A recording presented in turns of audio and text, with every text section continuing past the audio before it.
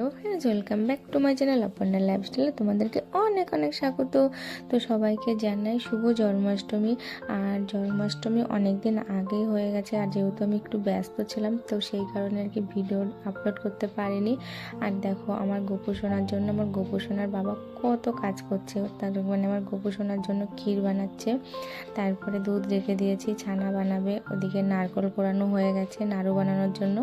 দেখো নাড়ু মানে যার জন্য করব তো সেটা আর কি জাল দেওয়া হচ্ছে।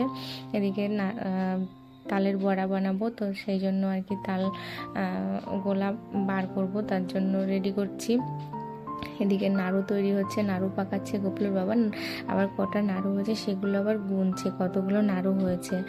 আর এদিকে সব কিছু কমপ্লিট করার পরে তালের বড়া হচ্ছে। আর কার কার বাড়িতে জন্মাষ্টমী পালন হয়েছে সবাই কিন্তু একটু জানিও, হ্যাঁ।